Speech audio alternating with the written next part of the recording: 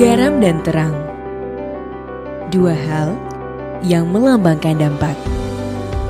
Garam kecil seringkali tidak terlihat mata, namun memberi rasa. Ia melarutkan dirinya hingga tak terlihat untuk memberikan dampak bagi sekelilingnya. Terang menyinarkan cahaya.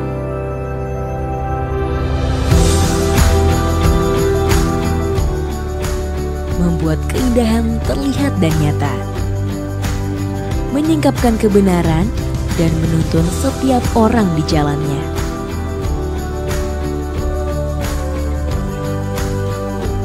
Menjadi garam berarti setia dalam mengerjakan panggilan, sekalipun tidak seorang pun melihatnya.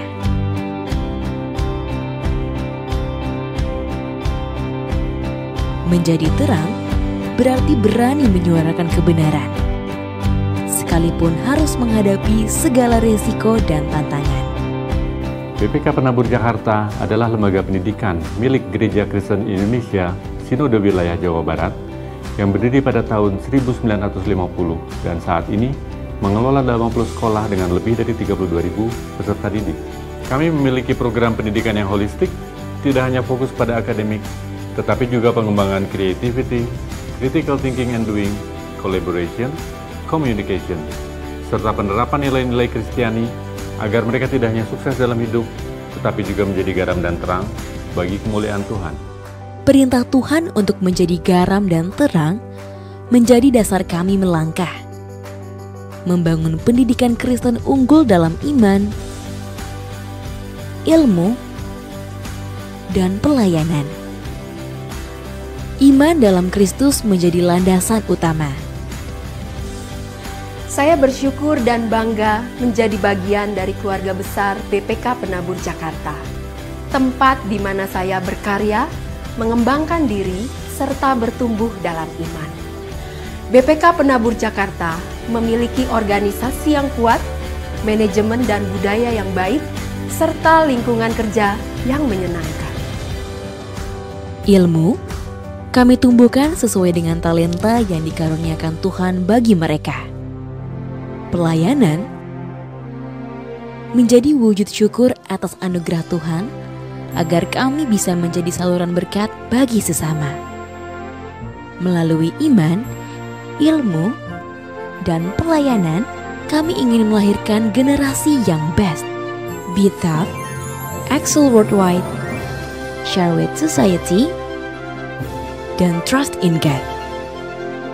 Inilah tekad kami, dan semuanya berawal di sini, di BPK Penabur.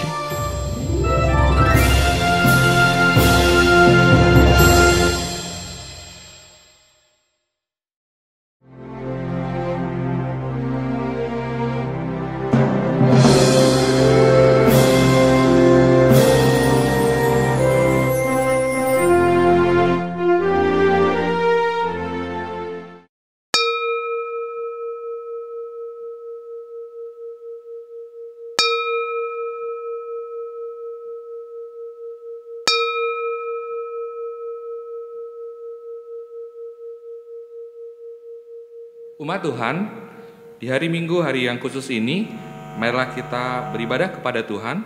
Kita siapkan hati kita, dengan berdiri dan bersuka cita, kita menyanyikan Marilah Memuji.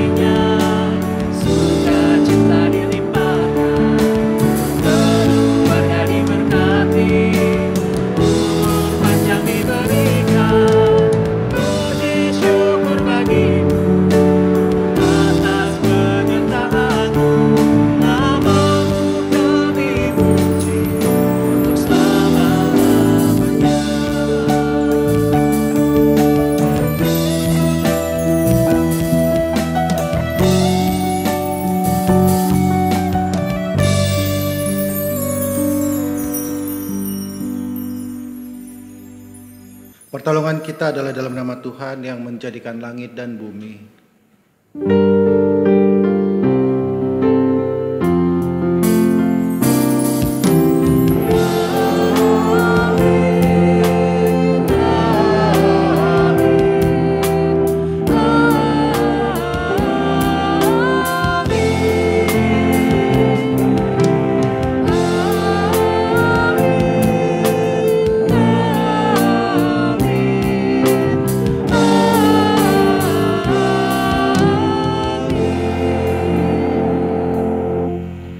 Salam sejahtera bagi saudara-saudara yang datang di dalam nama Tuhan. Tuhan beserta saudara. Dan beserta saudara juga.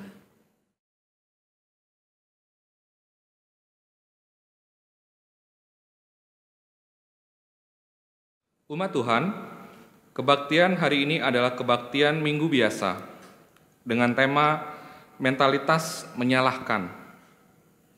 Menyalahkan adalah kecenderungan manusia sejak pertama kali jatuh dalam dosa. Alih-alih mengakui kesalahannya, manusia lebih suka mencari kambing hitam untuk disalahkan. Sikap seperti ini tidak akan membawa kita kepada perubahan ke arah yang lebih baik. Oleh sebab itu, kita dipanggil untuk mulai mengubah mentalitas menyalahkan dan beralih kepada cara hidup yang bertanggung jawab. Karena menyalahkan orang lain tidak membuat diri kita menjadi lebih baik atau membuat kita semakin berkenan kepada Tuhan. Lebih baik kita mengakui dan bertanggung jawab bila telah melakukan kesalahan. Dengan demikian, kita dapat melakukan pertobatan dan memperbaiki kehidupan, sehingga hidup kita dapat berkenan di hadapan Allah.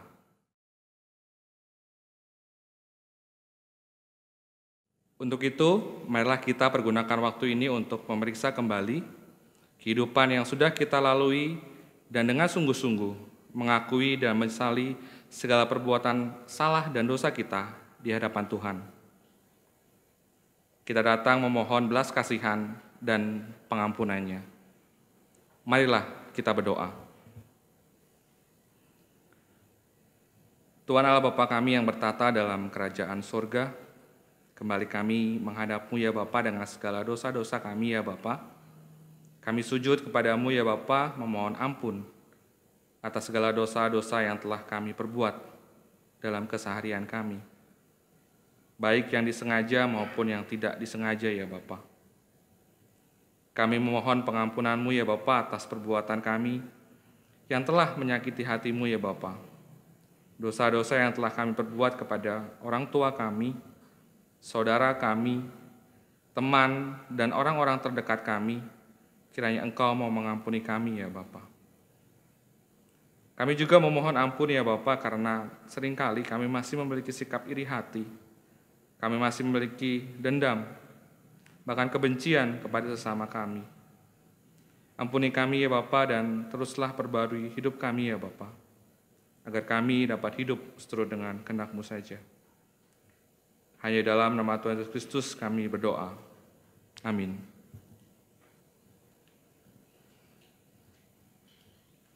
Dengarkanlah berita firman Tuhan yang menjadi berita anugerah bagi kita hari ini dari Yesaya 55 ayat yang ke-7. Baiklah orang fasik meninggalkan jalannya dan orang jahat meninggalkan rancangannya. Baiklah ia kembali kepada Tuhan, maka Dia akan mengasihaninya.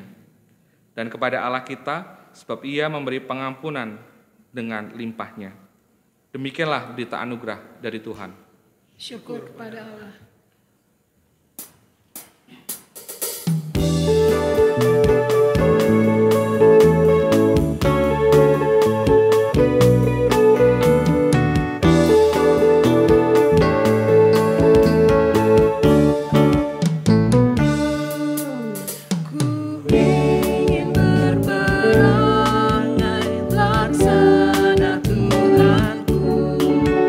Lemah, lembut, dan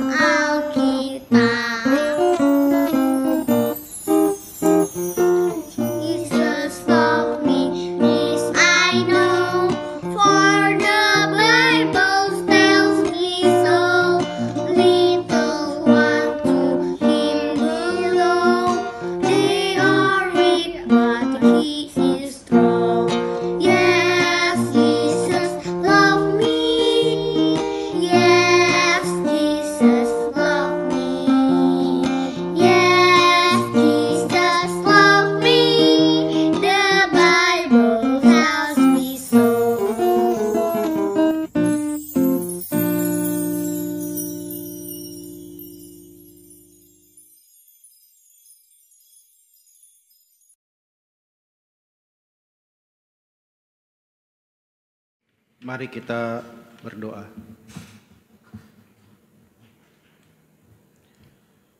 Bapa di surga, kami bersyukur untuk kesempatan yang Tuhan berikan sehingga kami kembali dapat mengikuti ibadah online ini.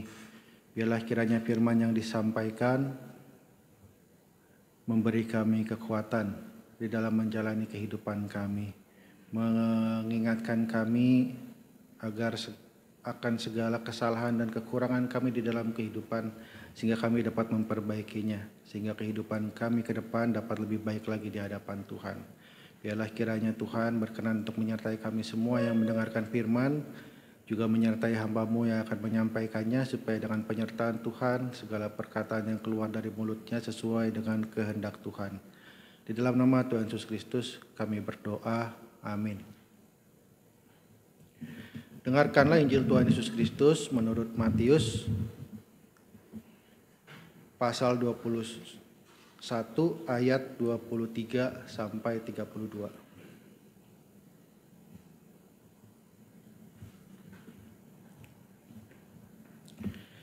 Lalu Yesus masuk ke bait Allah, dan ketika ia mengajar di situ, datanglah imam-imam kepala serta tua-tua bangsa Yahudi kepadanya dan bertanya, "Dengan kuasa manakah engkau melakukan hal-hal itu? Dan siapakah yang memberikan kuasa itu kepadamu?" Jawab Yesus kepada mereka, "Aku juga akan mengajukan satu pertanyaan kepadamu. Dan jikalau kamu memberi jawaban kepadaku, aku akan mengatakan juga kepadamu dengan kuasa manakah aku melakukan hal-hal itu. Dari manakah baptisan Yohanes? Dari sorga atau dari manusia?" Mereka memperbincangkannya di antara mereka dan berkata, "Jikalau kita katakan dari sorga, ia akan berkata kepada kita, 'Kalau begitu mengapakah kamu tidak percaya kepadanya?' Tetapi jikalau kita katakan dari manusia, kita takut kepada orang banyak, sebab semua orang ini menganggap Yohanes ini nabi." Lalu mereka menjawab Yesus, "Kami tidak tahu." Dan Yesus berkata kepada mereka, "Jika demikian, aku juga tidak mengatakan kepadamu dengan kuasa manakah aku melakukan hal-hal itu. Tetapi apakah pendapatmu tentang ini? Seorang mempunyai 2 anak laki-laki. Ia pergi kepada anak yang sulung dan berkata, 'Anakku, pergi dan bekerjalah hari ini dalam kebun anggur.' Jawab anak itu, 'Baik, Bapak.' Tetapi ia tidak pergi. Lalu orang itu pergi kepada anak yang kedua dan berkata demikian juga. Dan anak itu menjawab, 'Aku tidak mau.' Tetapi kemudian ia menyesal, lalu pergi juga. Siapakah di antara kedua orang itu yang melakukan kehendak ayahnya?" Jawab mereka, "Yang terakhir." Kata Yesus kepada mereka, "Aku berkata kepadamu, sesungguhnya pemungut-pemungut cukai dan perempuan-perempuan sundal akan mendahului kamu masuk ke dalam kerajaan Allah. Sebab Yohanes datang untuk menunjukkan jalan kebenaran kepadamu, dan kamu tidak percaya kepadanya. Tetapi pemungut-pemungut cukai dan perempuan-perempuan sundal percaya kepadanya. Dan meskipun kamu melihatnya, tetapi kemudian kamu tidak menyesal dan kamu tidak juga percaya kepadanya." Demikianlah Injil Tuhan Yesus Kristus. Berbahagialah mereka yang mendengarkan firman Allah dan yang memeliharanya. Haleluya. Haleluya.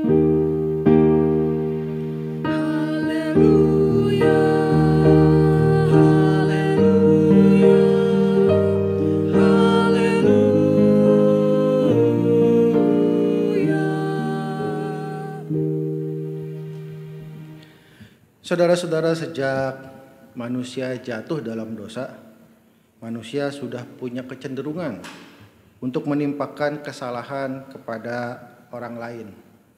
Punya kecenderungan untuk mencari kambing hitam atas kesalahan yang dilakukannya. Kalau kita baca kisah manusia jatuh dalam dosa, pada waktu Allah bertanya, "Apakah engkau makan buah pohon yang kularang engkau makan?"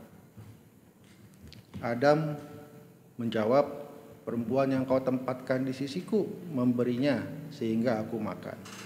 Ya, artinya secara tidak langsung Adam mau mengatakan kalau saya nggak salah, tapi karena perempuan itu yang Tuhan tempatkan itu yang memberikannya kepadaku, maka aku makan. Sementara Hawa mengatakan ular memperdaya aku. Jadi baik Adam maupun Hawa mencoba menimpakan kesalahan kepada yang lain. Padahal mereka berdua sama-sama tahu kalau buah itu tidak boleh dimakan. Sebab di awal dialog antara perempuan itu dengan ular, mereka sudah mengatakan kepada ular itu kalau buah dari pohon yang di tengah taman itu tidak boleh makan. Tetapi kemudian ular kan mengatakan kalau dimakan maka akan jadi seperti Allah. Ya. Lalu mereka berdua tergoda untuk memakannya. Dan selama dialog itu terjadi, Adam ya ada di situ bersama-sama dengan istrinya mendengar dialog antara Hawa dengan ular. Adam juga melihat ketika istrinya itu memetik buah dari pohon terlarang itu. Sehingga kalau kemudian istrinya itu memberikannya kepadanya dan Adam memakannya, ya Adam dengan sadar sebetulnya mengetahui itu buah apa gitu. Mereka berdua dengan sadar menyadari kalau mereka sudah melanggar larangan Tuhan.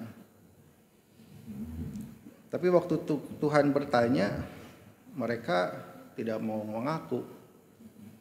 Adam pura-pura nggak tahu kan itu buah apa kan. Istrinya yang kasih, jadi aku makan. Hawa pura-pura, ular memperdaya aku. Menyalahkan yang lain. Secara nggak langsung mau mengatakan bahwa saya nggak salah, saya benar. Karena tidak ada kesalahan yang saya perbuat, apa yang harus saya perbaiki? Tidak akan berubah. Ya jadilah seperti sekarang. Ya. Seandainya waktu itu Adam dan Hawa mengakui kesalahannya lalu bertobat, mungkin Alkitab kita tidak akan setebal ini, ya kan? Kejadian pasal 3 manusia jatuh dalam dosa, mungkin pasal 4 manusia bertobat gitu. Selesai.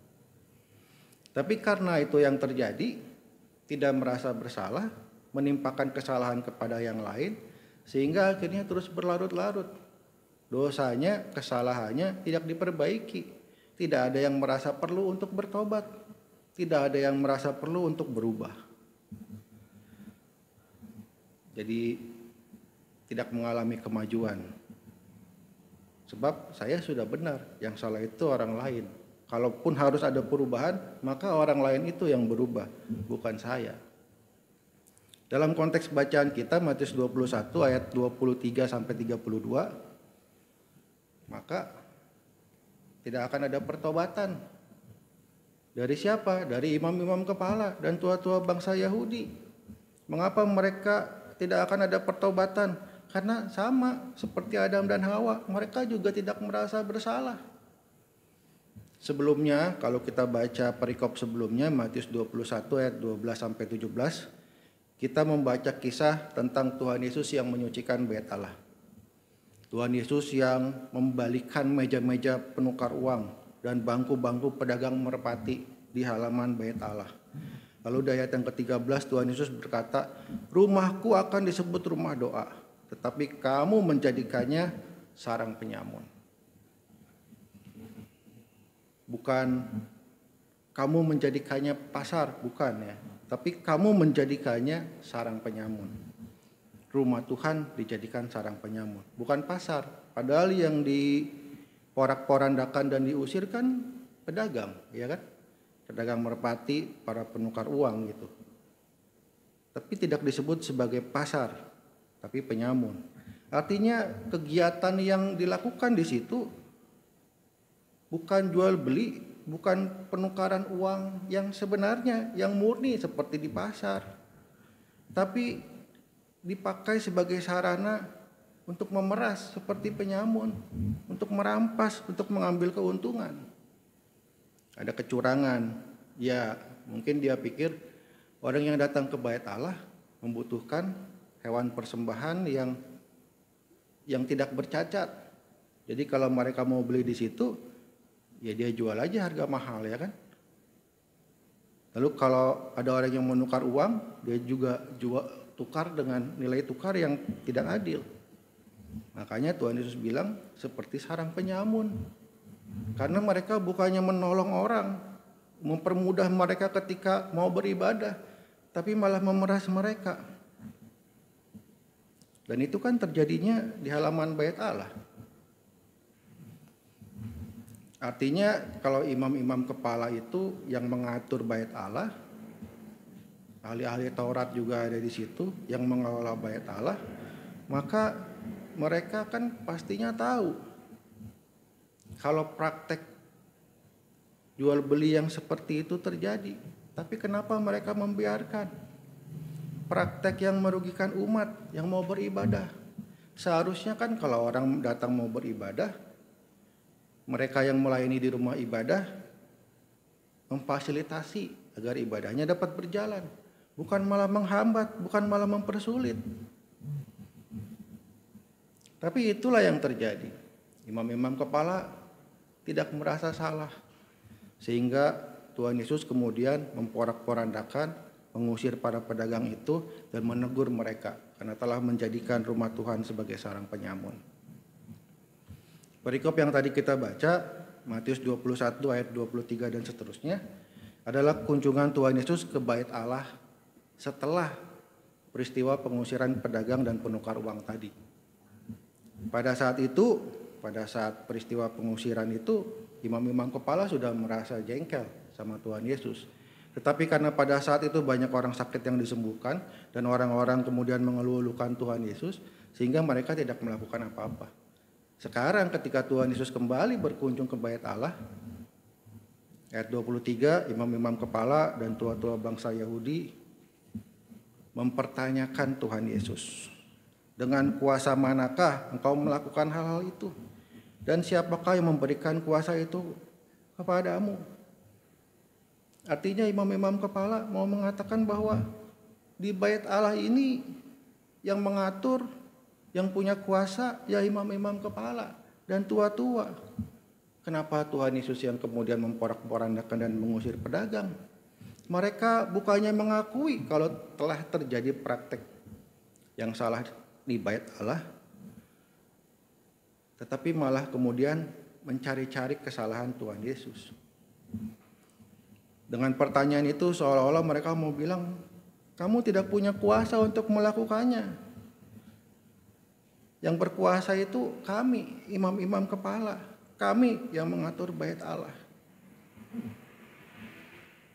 Pertanyaan itu menjadi tanda kalau mereka tidak merasa salah. Mereka tidak ingin berubah. Ya, bagi mereka apa yang harus diubah? Kami tidak melakukan kesalahan.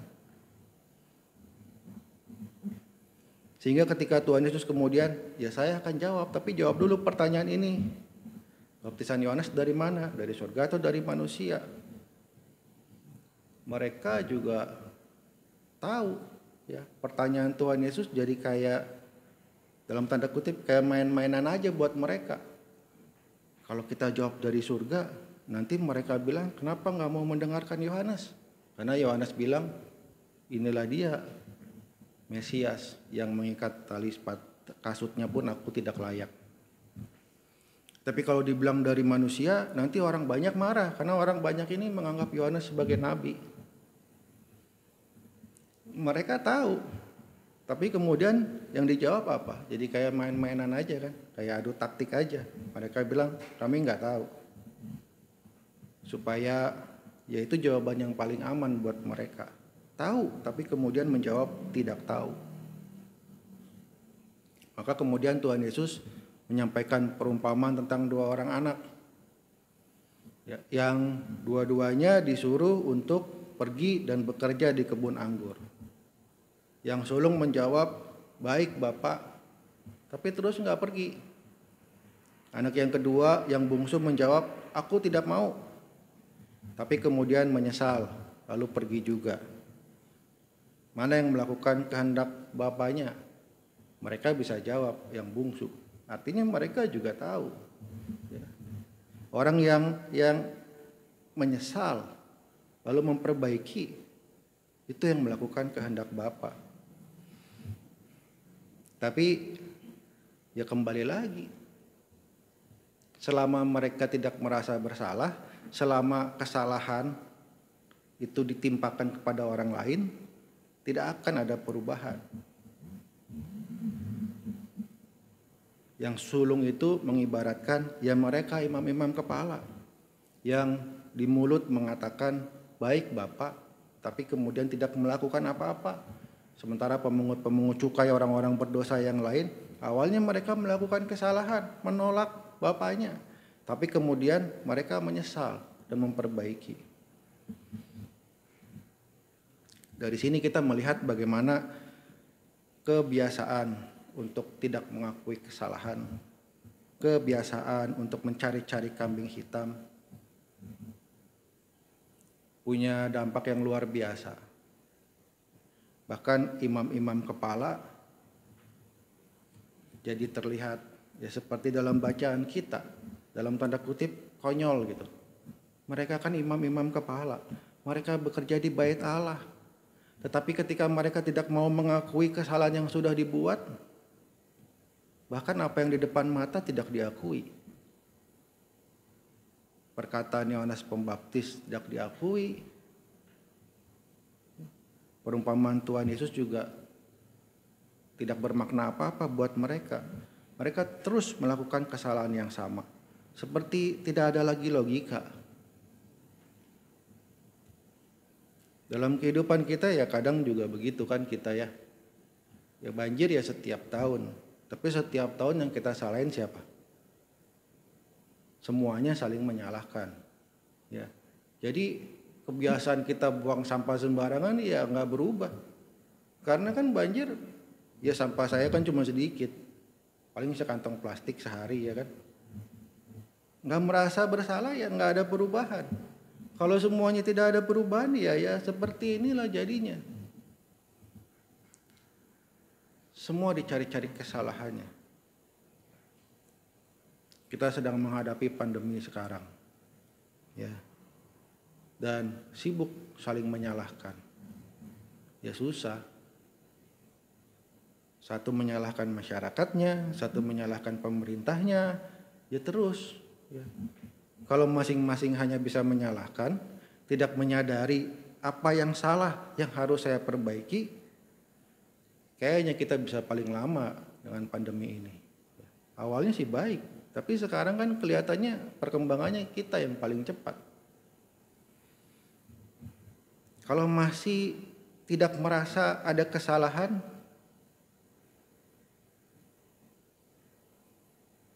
jadi saya kira firman Tuhan hari ini mengajak kita untuk berhentilah punya kebiasaan menyalahkan yang lain. Walaupun kebiasaan seperti itu sudah ada bahkan sejak Adam dan Hawa jatuh dalam dosa. Tapi marilah kita melihat bahwa justru kebiasaan menyalahkan yang lain itu yang membuat tidak merasa bersalah, sehingga tidak ada pertobatan, sehingga tidak ada perubahan. Kita jangan terus melakukan itu. Kita periksa hidup kita, apa yang salah, dosa apa yang masih kita lakukan. Mari dengan kerendahan hati kita mengakuinya di hadapan Tuhan dan berusaha untuk mengubahnya, agar kehidupan kita bisa jadi lebih baik di hadapan Tuhan, terutama di hadapan Allah. Tuhan menolong kita. Amin.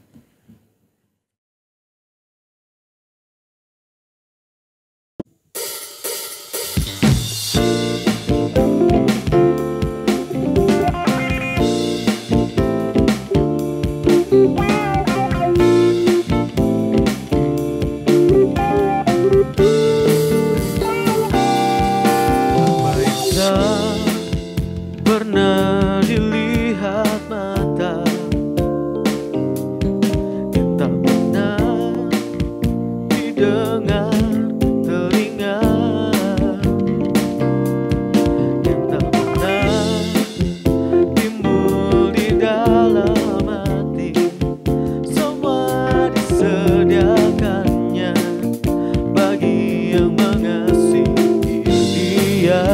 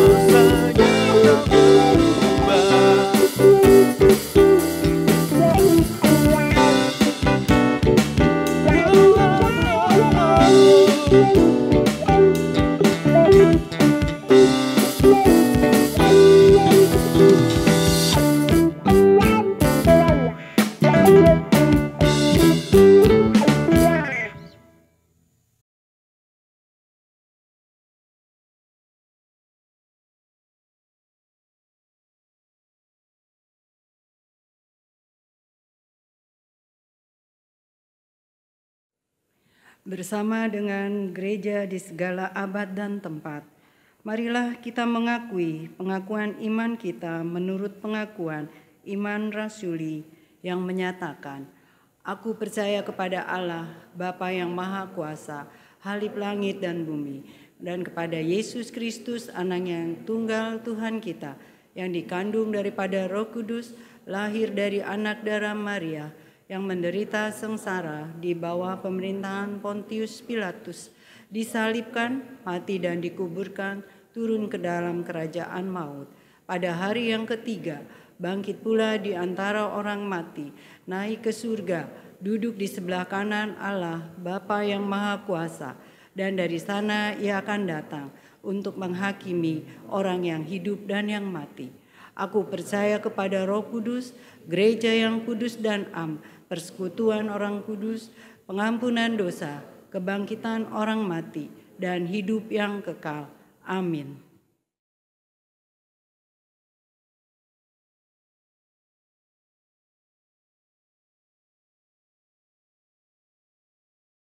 Saudara, mari kita berdoa.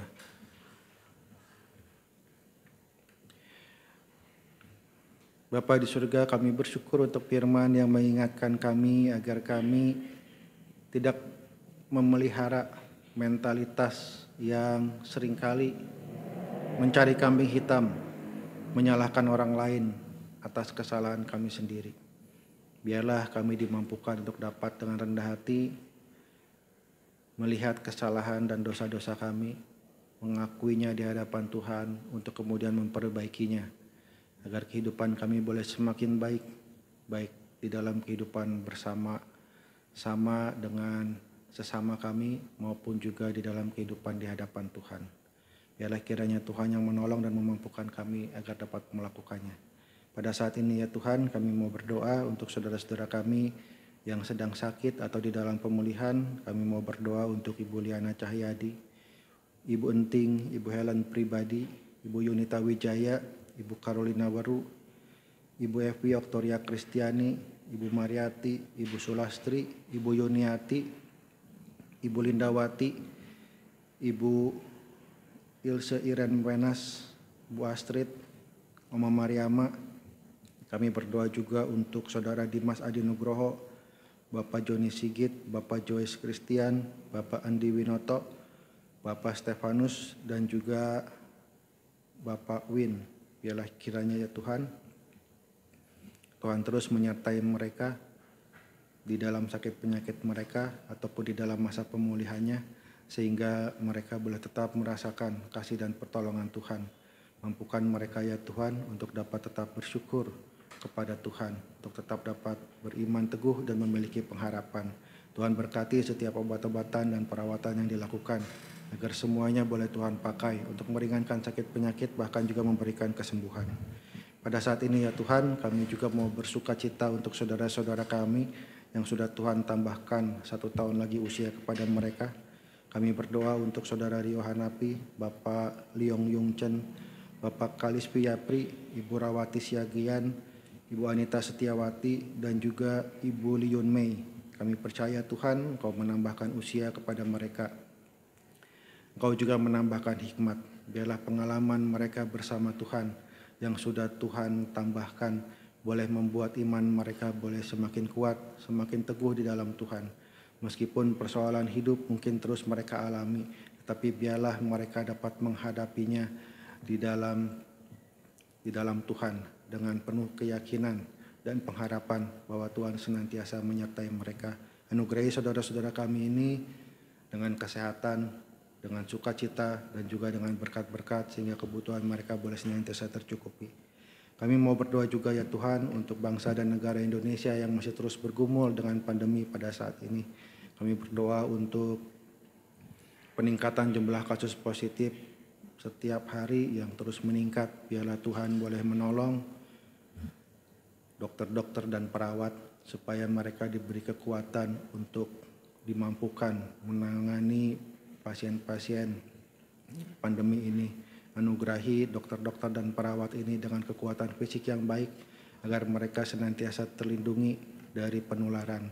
Kami berdoa juga untuk mereka yang terus berusaha menyediakan vaksin terhadap virus COVID-19 ini. Biarlah Tuhan boleh menolong agar proses penyediaannya boleh lebih cepat sehingga masyarakat Indonesia boleh lebih awal mendapatkannya. Kami berdoa untuk pemerintah yang terus berusaha mengatur agar penyebaran virus ini dapat terkendali, juga berusaha mengendalikan situasi ekonomi juga yang mengalami tantangan yang berat. Biarlah kiranya Tuhan boleh menyertai para pemimpin negeri kami agar mereka memiliki hikmat yang dari Tuhan sehingga setiap keputusan dan kebijakan yang diambil boleh menjadi keputusan dan kebijakan yang tepat yang menolong kami melalui masa-masa sulit ini.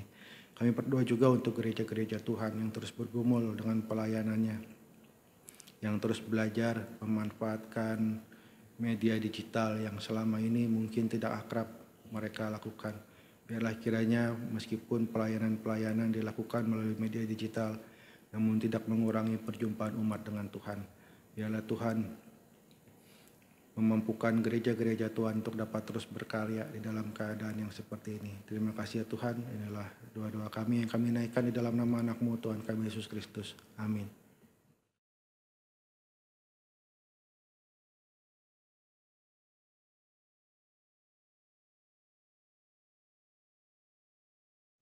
Saudara-saudara, kita akan memberikan persembahan kita kepada Tuhan. Persembahan dapat diberikan melalui transfer ke rekening GKI Pakisraya atau dengan menyimpannya di dalam amplop untuk kemudian membawanya ke gereja pada saat kita sudah dapat beribadah kembali di gereja kita. Kita akan melandasi persembahan kita dengan firman Tuhan dalam 1 Tawarikh 29 ayat 17a. Aku tahu ya Allahku bahwa Engkau adalah penguji hati dan berkenan kepada keikhlasan, maka aku pun mempersembahkan semuanya itu dengan sukarela dan tulus ikhlas. Dan sekarang umat-Mu yang hadir di sini telah kulihat memberikan persembahan sukarela kepadamu dengan sukacita.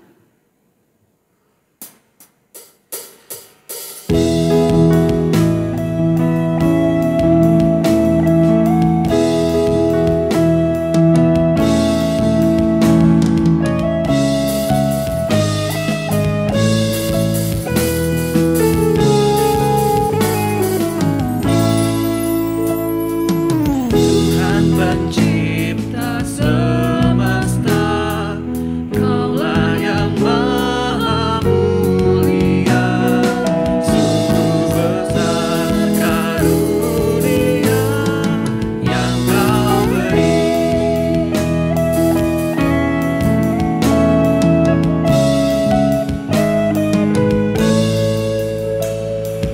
Pemberian kami selamanya dari tangan-Mu asalnya, yang Kau terima itulah yang Kau beri.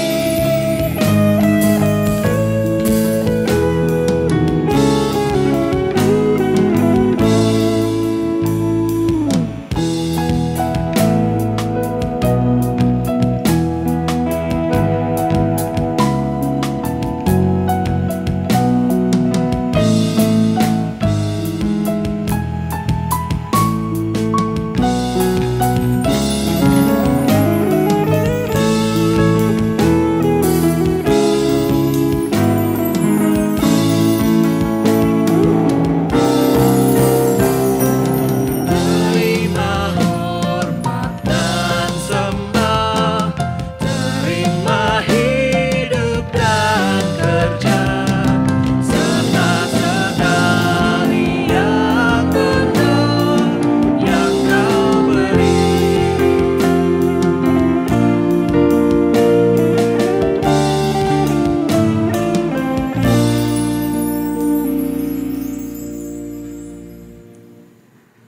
Bapa di surga, terima kasih kami telah menerima banyak berkat dari Tuhan selama hidup kami. Saat ini Tuhan, kami mau menyatakan syukur kami atas semua berkat yang telah Tuhan berikan kepada kami. Kami mohon Tuhan berkenan menerima hidup kami dan persembahan yang telah kami kumpulkan ini sebagai persembahan yang berkenan di hadapan Tuhan dan untuk hormat dan kemuliaan nama Tuhan. Dalam nama Tuhan Yesus kami mempersembahkan persembahan kami ini. Amin.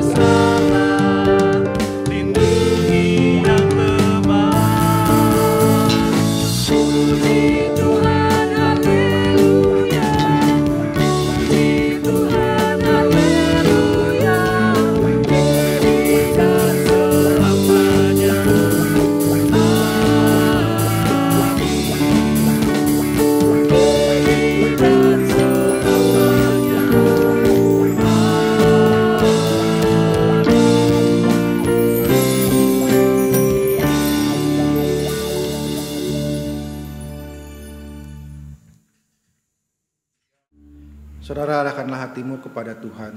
Kami mengarahkan hati kami kepada Tuhan. Jadilah saksi Kristus. Syukur kepada Allah, Terpujilah Tuhan. kini dan selamanya. Terimalah berkat Tuhan. Tuhan memberkati engkau dan melindungi engkau. Tuhan menyinari engkau dengan wajah-Nya dan memberi engkau kasih karunia. Tuhan menghadapkan wajah-Nya kepadamu dan memberi engkau damai sejahtera.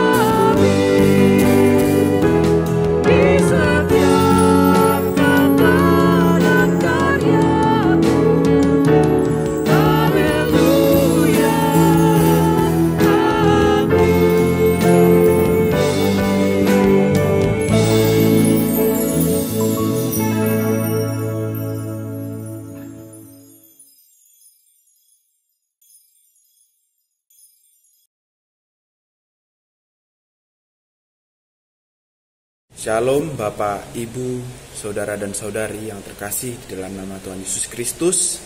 Salam sejahtera bagi kita semua.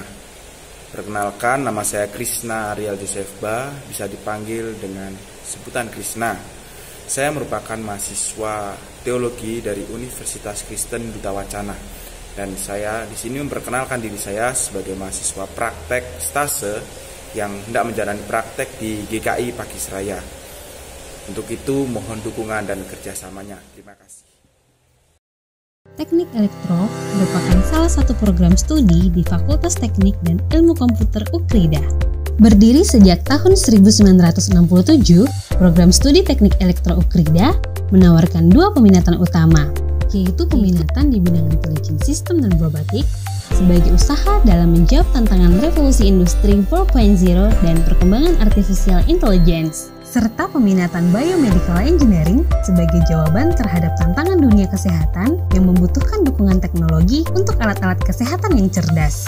Untuk menunjang peminatan tersebut, maka Teknik Elektro UKRIDA dilengkapi dengan fasilitas-fasilitas laboratorium yang memadai, seperti laboratorium rangkaian listrik, laboratorium thin film, laboratorium photonics, laboratorium robotika, dan laboratorium Biomedical Engineering. Di Teknik Elektro UKRIDA, kalian akan dilatih untuk menjadi inventor-inventor muda yang mandiri dan handal, belajar membuat produk-produk baru berbasis intelijen sistem untuk kehidupan sehari-hari dan juga untuk menunjang bidang kesehatan. Seperti yang dapat kalian lihat dari hasil karya mahasiswa kami, diantaranya Mathematics Robot, Laser Engraving, Smart Finger, dan sebagainya. Belajar di Teknik Elektro UKRIDA, mahasiswa akan dibimbing oleh tenaga pengajar yang handal yang berpengalaman dalam bidangnya. Siap untuk jadi bagian dari generasi inovator muda yang handal? Daftarkan diri kamu di program studi Teknik Elektro UKRIDA.